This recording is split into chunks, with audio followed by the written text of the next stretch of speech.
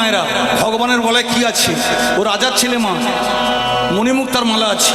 তবে ভগবানের মা একটা কাজ করতেন, ওর গলায় চাপা ফুলের মালা দিত। কেন মা? চাপা ফুল মানে খাঁচা সোনার মতো দেখতে লাগে। এখন এই যে সোনার দাম বেড়েছে মা, সোনাটা পড়বে কারা? ভালো করে শুনে নিন মা, সোনা দানা নিয়ে দাদার সঙ্গে ঝগড়া করবেন না। সোনা পড়বে কারা শুনে রাখুন। হ্যাঁ, যারা চাপা ফুলের মতো দেখতে, ভগবানের তুলিতে যত রূপ ছিল সব আপনাদের শরীরে দিয়েছে। আপনাদের সোনা পড়তে লাগবে না মা। ওই যে একটা সিঁদুর পরেছেন, হাতে শাঁখা পরেছেন। মাগো, আমরা দুর্গাপুজো দেখতে যাই, আমি মাকে দেখি যখন বরণ করেন আপনারা, পুষ্পাঞ্জলি দেন, একটা মা দাঁড়িয়ে আছে মাগো প্যান্ডেলের ওপরে, আর আপনারা যখন পুষ্পাঞ্জলি দিচ্ছেন আমি দেখতে পাই আরো মা শাঁখা সিঁদুর পরে দাঁড়িয়ে আছে। তাই ওই শাঁখা সিঁদুর অক্ষয় কবচ, এটি আপনাদের মানাবে। তাহলে সোনাটা পড়বে কারা মা? শুনে রাখুন, যাদের বাবলা কাঠের মতো ফেটে ফেটে আছে, বেঁকে বেঁকে আছে, ঠাকুর খারাপ হয় গো হোক, যদি প্যান্ডেল জোর থাকে ঠাকুর দেখবে বলো। তাই আমার গোপাল কালো, হ্যাঁ পেট ডাবরা, গাল বড়, শরীরে তিনটে বাঁক। আমার গোপালের বাঁকটা বন্ধ হবে চাপা ফুলের মালা দিয়ে। তাই গলে গলো মালা, ওই চিকনের কালা, বলো বলো থাকি কেমন, গলে বড় মালা, ওহে চিকন কালা, বলো বলো থাকি কেমন। ওরা থাকতে দেবে না, ওরা থাকতে দেবে না, ভগবান মধুসূদন। ওরা থাকতে দেবে না।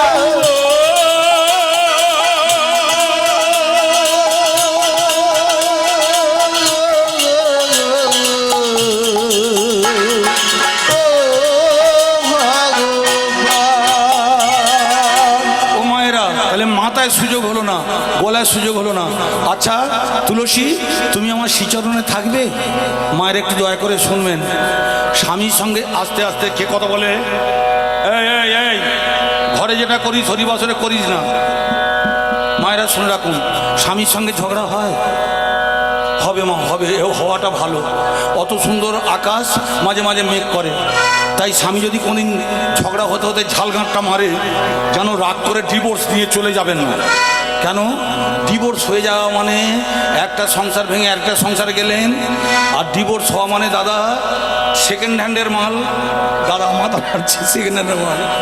তাহলে যাদের ডিভোর্স হয়ে যায়, সেকেন্ড হ্যান্ড হয়ে যায়, একজনকে ত্যাগ করে একজনের কাছে এসেছেন, যার সঙ্গে ঘর করছেন, সে কিন্তু সুযোগ পেলে বলবে এই, তুই কি কথা বলবি, ডিভোর্সের মাল বেরো। তাই মা, কোনো ধরনের দু নম্বরই মাল হবেন না। স্বামী মারে মারুক, মেরে থেতো করে দিলেও বলবো এই দেখো মারতে হয় মারো, তোমার চরণ ছাড়া করো না, আমি তোমাকে ছেড়ে যাব না। তখন হাইকোর্টে যাবে, সুপ্রিম কোর্টে যাবে, পঞ্চায়েতের প্রধানের কাছে যাবে। কি বলছি বুঝতে পারছেন? তাই যে সয় সে রয়। তাই মেয়েদের সবচেয়ে দামি জায়গা হলো ওই স্বামীর চরণ। এটা আপনারা ভুলে যান, আর ভুলে যান বলে সামান্য ঝগড়া করে ডিভোর্স নিয়ে চলে যান। খুব সাবধান। আজ থেকে 50 বছর আগে আপনাদের পাড়ায় ডিভোর্স কেস ছিল না, আজকের কথায় কথায় ডিভোর্স হয়ে যাচ্ছে। কেন? ওরা স্বামীর চরণ চায় না। তাই বলো তুলসী, তুমি আমার চরণে থাকবে? তুলসী তখন বলছে না। কেন? স্বামীর পায়ে সোনার নপুর, বাজে কেমন রুনু ঝুনু, বলো বলো থাকি কেমনে। স্বামীর পায়ে সোনার নপুর, বাজে যেন রুনু ঝুনু, বলো বলো থাকি কেমন। ওরা থাকতে দেবে না, ওরা থাকতে দেবে না, ভগবান মধুসূদন। ওরা থাকতে দেবে না, ও ভগবান বিপদ ভঞ্জন। ওরা থাকতে দেবে না।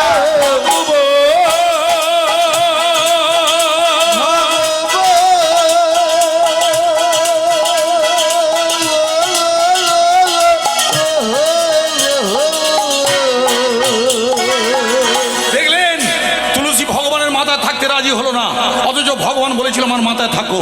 গলায় থাকতে রাজি হলো না, শ্রীচরণে থাকতে রাজি হলো না। বলো তুলসী, তুমি যেহেতু কৃষ্ণ ভক্তি প্রদায়িনী, হ্যাঁ তোমার এত ক্ষমতা, তুমি ঠিক কোথায় থাকতে চাও নিজে মুখে বলো। তখন তুলসী বলেছিলেন, ভারতবর্ষের সনাতন হিন্দু ধর্মের যত মন্দির থাকবে, পৃথিবীর যেখানে যত মন্দির থাকবে, প্রত্যেকটা মন্দিরের সম্মুখে একটা তুলসী মঞ্চ থাকবে। সেই তুলসী মঞ্চে আমি চুপটি করে দাঁড়িয়ে থাকব। মেয়েরা মায়েরা ওরা ওদের স্বামীকে মা বাবাকে প্রণাম করে স্নান টান করে আমার কাছে আসবে আর এসে দাঁড়াবে, মা আমি পুজো দিতে এসেছি, একটা তুলসী পাতা দেবে। ঠিক এইভাবে কেঁদে কেঁদে বলবেন আর এই মন্ত্রটা বলবেন, মা যদি না কাজ পান আমি হরিনামটাই ছেড়ে দেব। শুধু এই কথাটা বলবেন, ওং বৃন্দা ওই তুলসী দেব্যই প্রিয়া ওই কেশবশ্চ চ কৃষ্ণ ভক্তি পদে দেবী সত্যব্রতে নমো নমঃ। কেঁদে কেঁদে বলবেন। আর তুলসী পাতা যে তুলবেন, আমার বউটা যেভাবে তোলে তুলবেন না মা। গরু ছাগল যেভাবে মুড়িয়ে নিয়ে আসে ওইভাবে মুড়োতে যাবেন না। তুলসী পাতার যেন হ্যান্ডেলটা থাকে, মানে গোড়াটার পর্যন্ত থাকে। আর সেই তুলসী পত্র নিয়ে গঙ্গা জল কোষাকুষি নিয়ে চন্দন মাখিয়ে ভগবানের শ্রীচরণে দিন। আপনি আমার মা, আপনার জীবন তো ধন্য হবে, যেন মা মুক্তিটাও পাবে। আমাদের শাস্ত্রে এই কথাই বলা রয়েছে। তাই এতক্ষণ যে কথাগুলো শুনছিলেন, কেন হরিনাম বলবো, কেন কৃষ্ণনাম বলবো, কিভাবে বলবো, কার কাছে গেলে শান্তি পাবো, কে আমাদের ভগবানের কাছে পৌঁছে দেবেন, সেসব কথা শুনলেন। এবার চলুন লীলার মধ্যে। লীলাটা কি বলেছিলাম, ভগবান প্রণাম করেছিলেন আপনাদের সবচেয়ে দামি বৈষ্ণব নারদকে। সেই নারদকে পরীক্ষা করার জন্য পিতা ব্রহ্মা তাকে 3টে অভিশাপ দিয়েছিল। একটা অভিশাপ, তুমি হবে লাগানে ভাগানে দেবতা। দ্বিতীয় অভিশাপ, তোমার কাক কাঁকুড়ের জ্ঞান থাকবে না, চরিত্রের বদনাম হবে, কলঙ্কের বোঝা নিয়ে ঘুরে বেড়াতে হবে। তৃতীয় অভিশাপ, বিয়ের পর হরিনাম করলে অকাল মৃত্যু। তাই ভক্তমণ্ডলী মায়েরা, এবার লীলার মধ্যে চলে গেলাম। আগে জানতে হবে, হরিনাম আপনারা শুনতে এসেছেন, আমি এই তল্লাটে তেমন বেশি গান করি না, তবে এখানেই আপনারা প্রথম আমাকে সুযোগ করে দিয়েছিলেন। এই হরিবাসরে আমি যখন আজ থেকে 20 বছর আগে এসেছিলাম, তখন আমার দাদা ছিলেন সুশান্ত দা, আমাকে জড়িয়ে ধরে বলেছিল বেশি দিতে পারবো না, তুই গানটা গেয়ে যাস। আজকের কেন জানি না, এখানে আসার পর ওই বাঁকাদা সুশান্তদার কথা মনে পড়ে যাচ্ছে। ভক্তমণ্ডলী মায়েরা, ওই ঠাকুরতলায় আমাকে প্রণাম করিয়ে বলেছিল, যদি দিতে না পারি, আমি যদি বেঁচে থাকি আসবি, মারা গেলেও তুই আসিস। তাই আমি সেই ভক্তি নিয়ে আপনাদের কাছে বলতে এসেছি। এখানে দীর্ঘদিন হরিনাম হচ্ছে, ঠিক করে বলুন ভগবান কোথায় থাকেন? কোথায় থাকেন মা? বাহ, একটা দিদি ভাই দেখাচ্ছেন, ও মানে অন্তর্যামী অন্তরে না মা। আমাদের মতো মানুষের অন্তরে অন্তর্যামী থাকবে না। কেন? যে ধরে দাঁড়িপাল্লা তার নেই হরি আল্লাহ। 5 টাকার মালকে 50 টাকা বিক্রি করে 4 তলা বাড়ি বেঁধেছেন। কত মানুষের চোখের জল ওখানে আছে, একবারও ভেবে দেখেছেন? নিশ্চয়ই ব্যবসা করবেন, নিশ্চয়ই লাভবান হবেন, কিন্তু মানুষের চোখের জল ফিরিয়ে নয়। ভক্তমণ্ডলী, তাহলে ভগবান কোথায় থাকেন? হ্যাঁ ঠিক বলেছেন, অন্তর্যামী অন্তরে থাকেন। কাদের অন্তরে? ওই যে ঠাকুর রামকৃষ্ণ বলেছিলেন, মাটি টাকা, টাকা মাটি। আমি গান গাওয়ার পর কর্তৃপক্ষ যদি বলে গানটা মোটামুটি ভালো হয়েছে, তুমি আমাদের ভিঙে ধাউড়ি থেকে 1 ঝোড়া মাটি নিয়ে রাত 1টার সময় ঘরে যাও। ঝোঁকের মাথায় বলেছি, গো যশোদা 1 ঝোড়া মাটি নিয়ে ঘরে যাব। বউটা রাত্রেবেলা খিল খুলে ওই খিল দিয়ে আমাকে সোজা করে দেবে। তাই মানুষ ভক্তমণ্ডলী ভগবানের চেয়ে বেশি ভালোবাসে অর্থকে।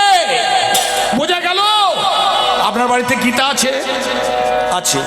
কোথায় আছে? রান্নাঘরের তাকে ঝুলকালি মাখানো। হ্যাঁ, আপনারটা নেই, এই অধিকাংশ ঘরে তাই। আর লক্ষ্মীর ভান্ডারটা কোথায় আছে? কাগজটা আরানচেস্ট সিন্ধুকে। তা বোঝা গেল? তাই আমাদের অন্তরে অন্তর্যামী থাকবে না, কাদের অন্তরে থাকবে? যারা ঠাকুর রামকৃষ্ণ হতে পেরেছেন। তাই যদি হয়ে থাকে তাহলে ভগবান কোথায় থাকেন? ভক্তমণ্ডলী শুনে রাখুন, আমি যেমন আমাদের পাড়ায় থেকে আপনাদের পাড়ায় হরিনাম গাইতে এসেছি, ভগবান সেই রকম গোলক থেকে মর্তধামে এসেছিলেন। এই মর্তধাম ভগবানের জায়গা নয়, মর্তধাম ভগবানের জায়গা নয়। এটা কার জায়গা? এই জায়গার দলিল কার? এই জায়গার পর্চা কার? দেবী দুর্গা, মহামায়া। তাই মানুষ মারা গেলে বলা হয় মায়া ত্যাগ করে চলে গেল। বোঝা গেল? তাই ভগবান ছিলেন গোলকে। এবার আপনারা শুনুন, ভগবানের 108টা নাম। আসল নাম কি মা? আসল নাম, আমার নাম অনেকগুলো আছে গো মা। আমার খাতা কলমে, ব্যাংকের পাসবইয়ে, আধার কার্ডে, ভোটার কার্ডে সুশীল রায়, এইটা আমার অরিজিনাল নাম। কিন্তু আমার মা কোনোদিন বললো না সুশীল রায়, শুধু বলবে সুজলে সুজলে।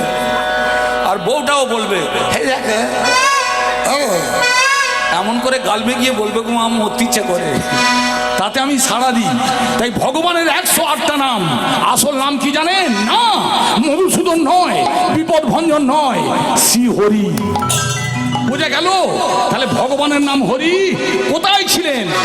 গোলকতে এলেন হরি, মর্তধামে নেমে। গোলকতে এলেন হরি, মর্তধামে নেমে। গোলকতে এলেন হরি, মর্তধামে নেমে। মৃত্যু নামের পরোয়ানা দিলেন পরায়ে। মৃত্যু নামের পরোয়ানা দিলে পরায়ে। মৃত্যু নামের পরোয়ানা দিলেন পরায়ে। মৃত্যু নামের পরোয়ানা দিলে পরায়ে। মানুষ বলে ভগবান একই তোমার বিধান। মানুষ বলে ভগবান একই তোমার বিধান। কিভাবে পাবে মানুষ অমূল্য রতন? কিভাবে পাবে মানুষ অমূল্য রতন? বলো বলো ভগবান, বলো বলো ভগবান, বলো বলো দুর্দাময়, বলো বলো ভগবান, বলো বলো কৃপাময়। বলো বলো ভগবান। পরিষ্কার বুঝতে পারলেন ভগবান গোলকে ছিলেন। বুঝতে পারছেন মায়েরা? সর্বধর্মান পরিত্যাজ মা একাম শরণম ব্রজ। আমাদের জন্য এখানে এসেছিলেন, আমাদের জন্য এসেছিলেন। কিন্তু কথা হলো, এসে কি দেখেছিলেন? এই মর্তধাম ছিল অন্ধকার, কুয়াশাচ্ছন্ন, জলে জলময়, তৃণবর্জিত, শস্য বর্জিত। মাগো শুধু জল, অন্ধকার আর ধোঁয়া। তখন ভগবান দেখলেন এখানে আপনাদের মতো পরম ভক্তরা জন্মগ্রহণ করবেন। মাতৃজঠরে সন্তান আসার আগে পিতা চিন্তা করেন আমার ওই বাচ্চাটা কোন স্কুলে পড়বে, কোথায় খেলাধুলা করবে, কোন কোম্পানিতে কাজ করবে, এটা বাবার দায়িত্ব। তাই ভগবান দেখলেন যাতে আপনারা এখানে অন্ন পান, বস্ত্র পান, বাসস্থান পান, শিল্প পান, এই ভেবে ভগবান তার বাম দিক থেকে প্রথম যে দেবতাকে সৃষ্টি করলেন নারায়ণ।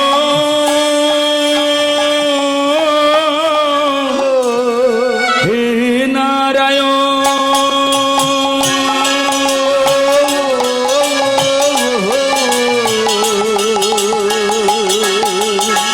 হে নারায়ণ।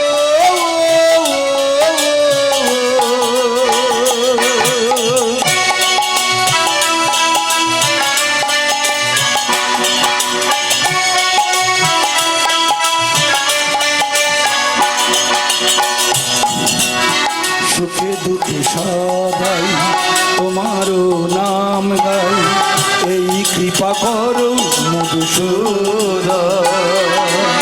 সুখে দুঃখে সবাই তোমার নাম গায়, এই কৃপা করো মধুসূদন।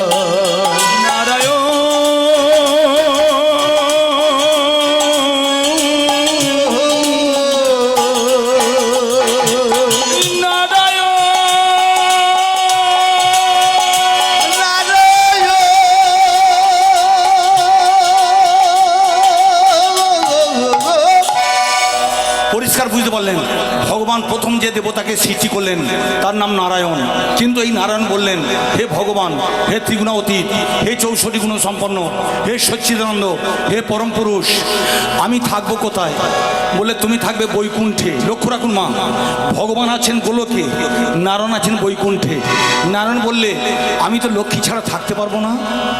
বুঝতে পারছেন মায়েরা? আমি লক্ষ্মী ছাড়া থাকতে পারবো না, আমার কাজ কি হবে?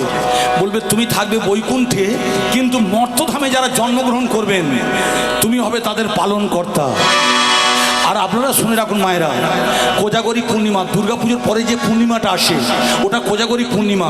ওই পূর্ণিমায় একটা মারাত্মক কাজ আছে। কাজটা কি? ওই সময় আপনারা দেবী লক্ষ্মীর পুজো করেন, কিন্তু আপনাদের বারবার বলে যাই, জোড়ো হাত করে একটা কথা বলে যাই, ওই রাত্রে আপনারা শুধু লক্ষ্মীর পুজো করবেন না। কেন? লক্ষ্মী নারায়ণ ছাড়া থাকতে পারে না। আবার এ কথাও সত্য, এই লক্ষ্মী পুজোটা ব্রাহ্মণদের নয়, বৈষ্ণবদের নয়, পুজোটা করবে কারা? আপনারা ঘরের লক্ষ্মী, আপনারা আমার মা, আপনারা পুজো করবেন। কিভাবে? কোজাগরী মানে কে জেগে বসে আছিস রে, দু চোখের পাতা এক করা যাবে না। আমার দাদাকে নেবেন, দাদার বামের দিকে বসবেন, আর বসে সারা রাত জেগে জেগে চোখের জল দিয়ে বলবেন, সুখে দুঃখে সদাই তোমারও নাম গাই, এই কৃপা করো মধুসূদন, সুখে দুঃখে সবাই তোমার নাম গায়, এই কৃপা করো মধুসূদন। নারায়ণ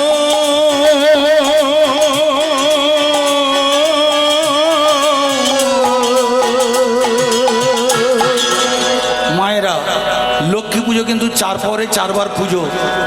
সন্ধেবেলা একবার পুজো দিয়ে ঘুমাতে যাবেন না।